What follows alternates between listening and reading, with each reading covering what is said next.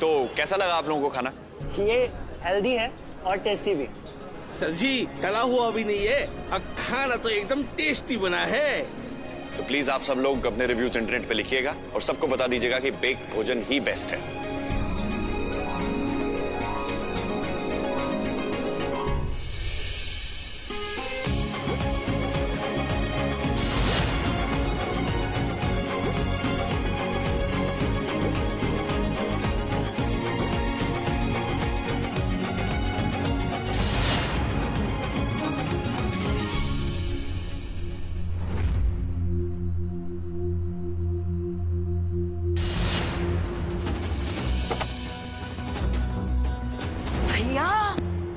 आप यहाँ टहलते रहो और वहाँ वो लड़की ऑर्डर पे ऑर्डर लपेटी जा रही है। ऐसे ही होता रहा ना तो वो दिन दूर नहीं जब हम दोनों को बोरिया बिस्तर लपेट कर किसी आश्रम में शरण लेनी पड़ेगी। जीवन तो इसका मैं नरक बनाऊंगा, क्योंकि अभी मैंने अपनी चाल खेली कहां है।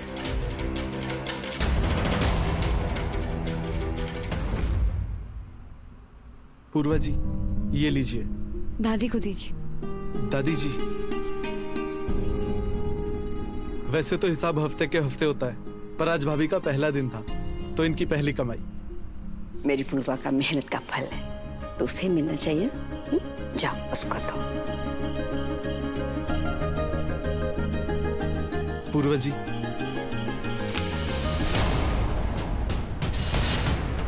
ये क्या बदतमीजी है रमेश? हफ्ते के हफ्ते हिसाब करके वैसे मेरे हाथ में आने चाहिए। पर डॉक्टर वेदांत ने तो कहा था कि पूर्वा भाभी को। उस गुदड़ी लाल ने जो भी कहा वो मायने नहीं रखता। घर और वो अस्पताल दोनों मेरे हैं। यहाँ से जो भी कमाई होगी उन पे मेरा हक होगा और किसी का नहीं। रमेश इधर। 1000 बार तुझे मैंने समझाया ना कि वेदांत की लोगों के सामने इज्जत है, लोग उसे पूछते हैं और तू उन्हीं लोगों के सामने। छोड़ो अम्मा। और तू मुबारक देख के जाएगा क्या? जाओ और अगले हफ्ते फिर आना। जाओ। विजय तुम बेटा जाओ, हम बाद में बात करें।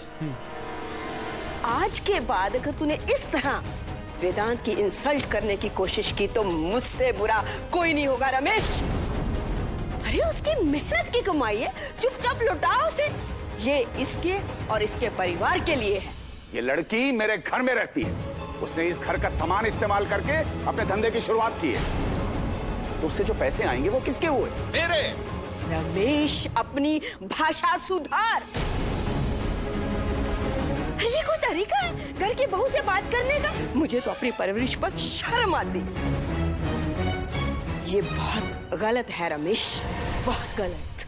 अम्मा सही गलत तो आप मुझे समझाओ मत। लोग घर में झाड़ फूंक कराते हैं डायन के प्रकोप से बचने के लिए, लेकिन यहाँ संजीवनी सदन में तो आप खुद हो।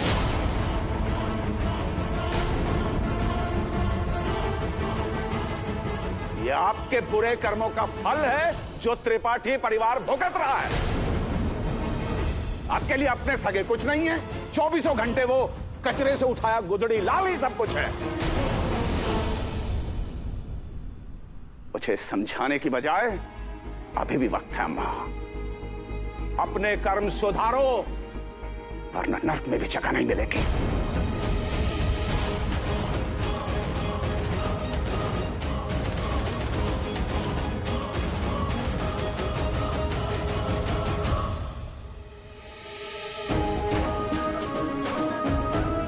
दादी,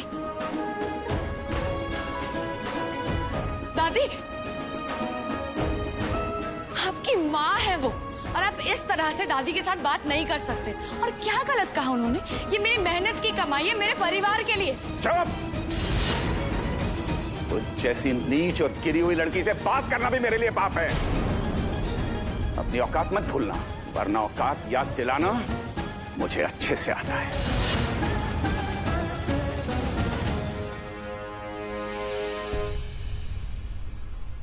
अरे अरे अरे अरे क्या हुआ मेरे बेबी को?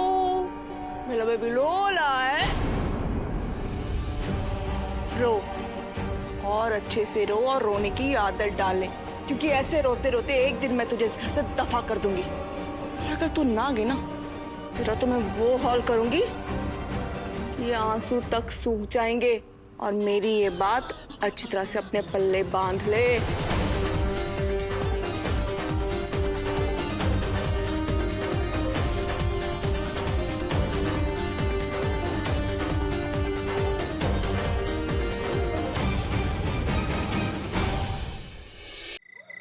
एक्सक्यूज मी, दी सारी मेहनत आपकी और पैसे उनके।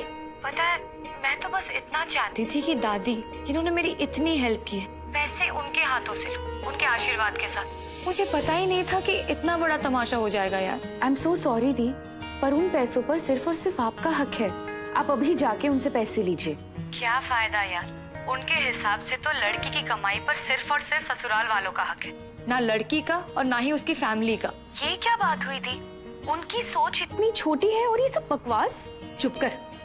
4 किताबें पढ़ के आजकल की लड़कियां कुछ ज्यादा ही बोलने लगी है। वो उस घर की बहू है, समझ में आया? और उसके पैसे पे उनका ही हक है। नानी, वो 4 किताबें आपने ही लाकर दी थी ना, ताकि हम पढ़ लिख कर अपने पैरों पर खड़े हो, मजबूत बने। इसलिए नहीं कि किसी और के सामने हम हाथ फैलाएं। और आज कोई हमारे ही मेहनत के पैसों पर। नानी, हम कमजोर नहीं हैं क्योंकि आपने कभी हमें कमजोर पड़ने ही नहीं दिया। और आज जिस समय में हम जी रहे हैं ना, कमाई पर किसका हक है, चाहे वो लड़का हो या लड़की, वो खुद तय करते हैं। बिल्कुल सही कहा आपने दी। आपको क्या लगता है कि रमेश अंकल आपको पैसे लौटाएंगे? वेदांत का साथ है, इसलिए मुझे पैसों के लिए इतनी चिंता नहीं है। पर सबसे ज्यादा दुख तो मुझे इस बात का है कि जिस तरह से वेदांत के बाबूजी ने दादी से बात की, वो बिल्कुल सही नहीं था। क्या कहा उर्मी से?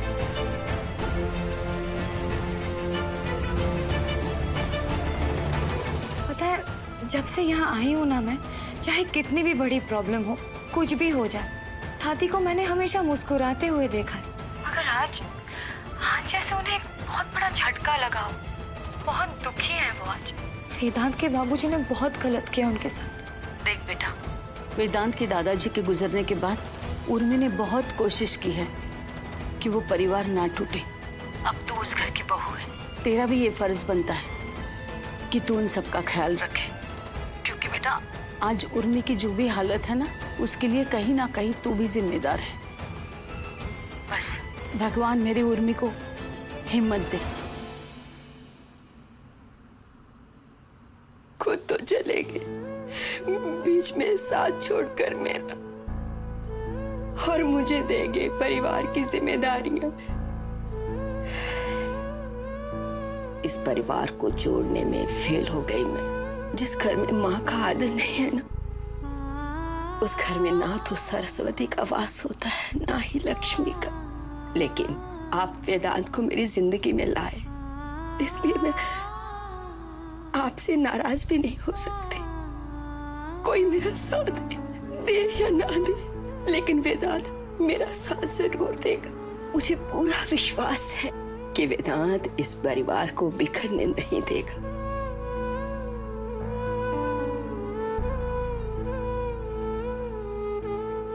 दादी, मैं अंदर आ जाऊं?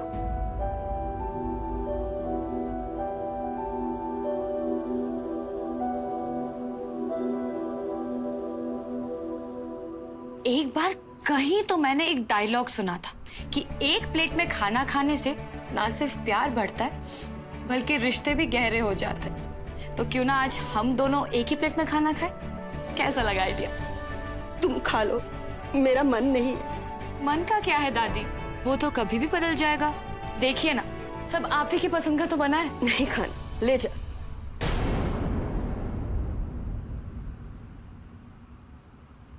दादी, आई एम सॉरी।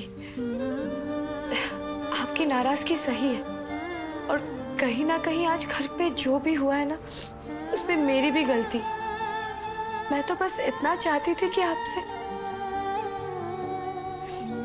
खैर, मैं क्या सोच रही थी वो जरूरी नहीं है। एक्चुअली मेरी वजह से घर का माहौल बस बिगड़ता ही जा रहा है, जो कि शायद माफी मांगने से भी ठीक नहीं होगा। दादी, मैं सच में नहीं चाहती कि मेरी वजह से आप सबके बीच में और भी प्रॉब्लम्स आए, इसलिए मेरा यहाँ से चले जाना ही सबसे ठीक है।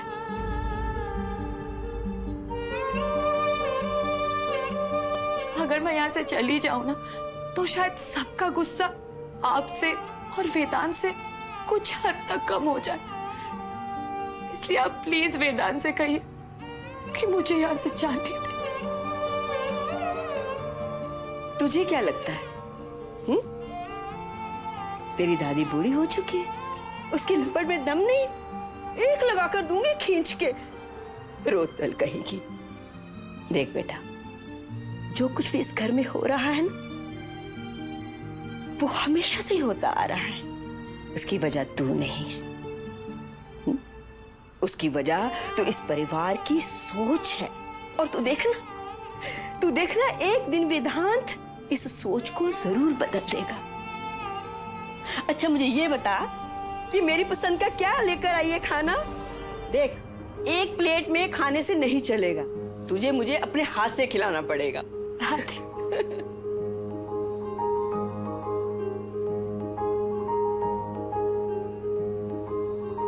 चल हम दोनों खाना खाते। मुंह में तो पानी आ रहा है। बहुत ही टेस्टी खाना लग रहा है मुझे तो, मेरी पसंद का। तू मुझे खिला, मैं तुझे खिलाती हूँ।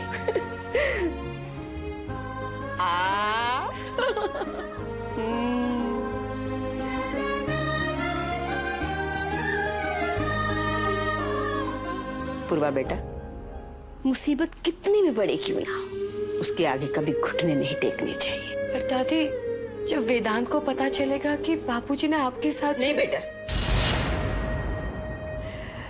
मेरा वेदांत अपना हर अपमान पी जाता है, लेकिन मुझे पता है कि वो मेरा अपमान कभी बर्दाश्त नहीं करेगा। इसलिए उसे मत बताना। जब उसे पता चलेगा, पता नहीं वो क्या कर बैठेगा।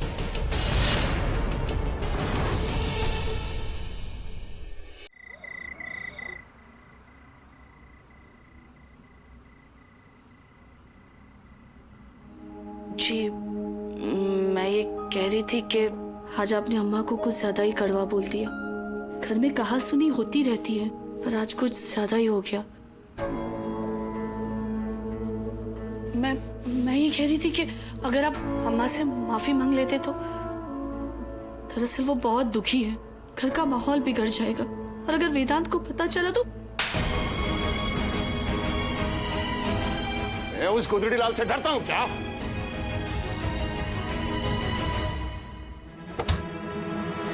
वेदांत को आज जो घर में हुआ, उस बात का पता नहीं चलना चाहिए। अगर उसे पता चला तो...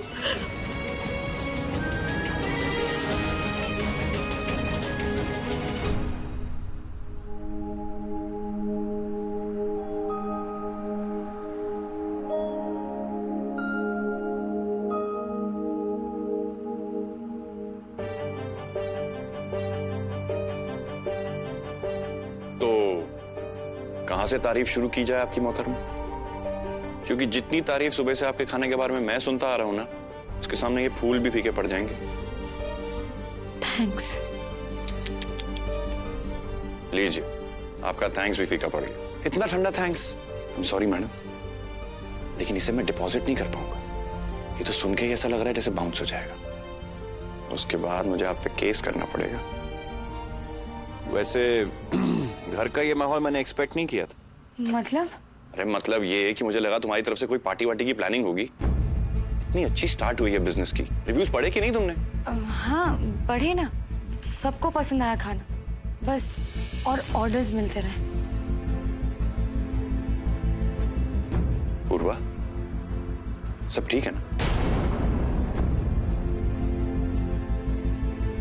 क्या कहा बाबूजी ने?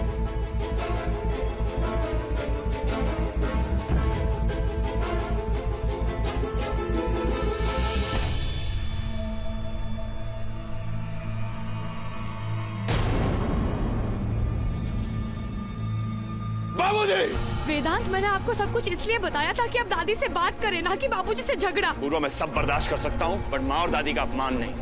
बाबूजी! बाबूजी!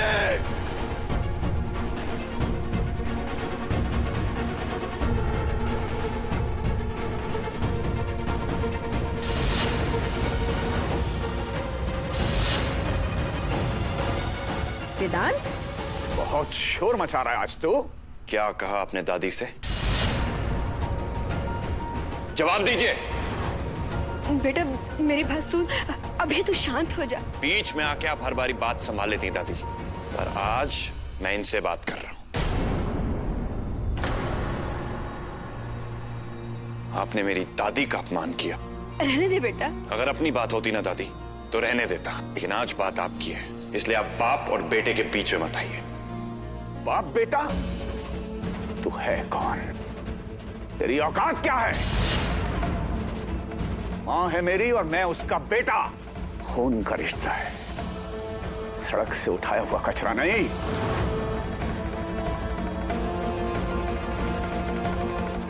जो चाहूंगा कहूंगा अपनी अम्मा से।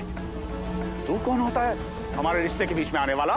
जब बच्चा पैदा होता है ना बाबूजी, उसे रिश्ते पता नहीं होते, क्योंकि रिश्ते किसी के माथे पे नहीं लिखे होते हैं। जिसे कहा मां उसे मान लिया, जिसे कहा बाप उसे मान लिया। फिर उसी शब्द की अहमियत समझ के बड़ा होता है एक बच्चा, और उसी शब्द बाबूजी की मैंने इज्जत की। बचपन से आपकी डांट, आपकी मार को बिना किसी शिकायत के सहता रहा मैं। लेकिन आज आपने मेरी दादी ही नहीं, बल्कि मां शब्द का भी अपमान किया है। आप दादी से पैर छू के माफी मांगेंगे और तब तक झुके रहेंगे जब तक वो आपको माफ नहीं कर देती।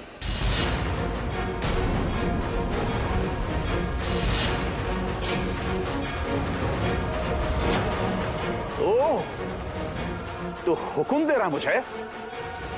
जिस घर में खड़ा होके तू इतना जोर से चिल्ला रहा है ना, उस घर के टुकड़ों पे पला है तू सालों साल। गंदी नाली के कीड़े से बात करना भी मेरे लिए। रमेश!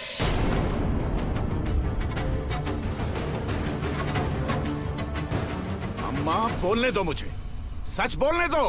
जहर का इतना अच्छा डॉक्टर अगर हमारे घर से इसका नाम ना जोड़ा होता तो कौन पूछता इसे?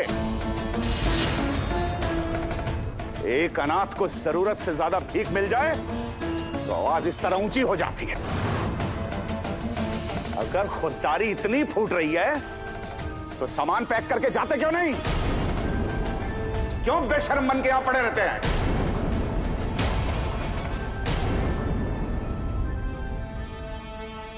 जिंदगी में आपकी हर बात मानिए बाबूजी, और ये बात भी खुशी से मान लेता अगर दादाजी से वचन ना लिया होता इस परिवार को एकजुट रखने का। बेवकूफ किसी और को बनाना, मुझे अच्छे से पता है तेरी औकात। ये जो नाटक किया है तूने, ये इसलिए ना कि इस लड़की को मैं पैसे वापस दे दूं। एक मुफ्तखोर कम था घर में जो दूसरी को उठा लाया है ताकि हमारी जिंदगी नरक बना दे। बाबूजी, पूर्वा मेरी पत्नी है और उसके बारे में आप इज्जत से बात करें। तो अब तू मुझे बताएगा कि किससे किस तरह से बात करनी है। आज तुझे तेरी औकात याद दिलाने का वक्त आ गया है।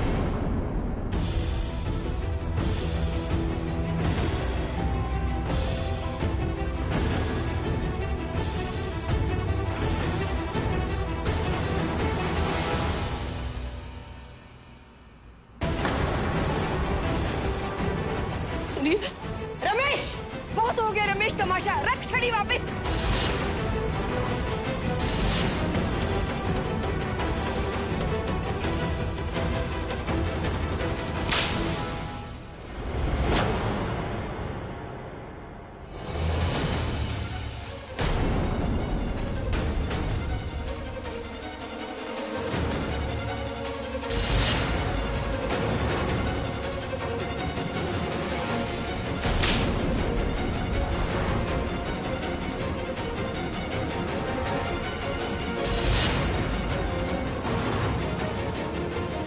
गलत कर रहे हैं। नहीं पूर्वा, तुम इस मामले में नहीं पड़ोगी।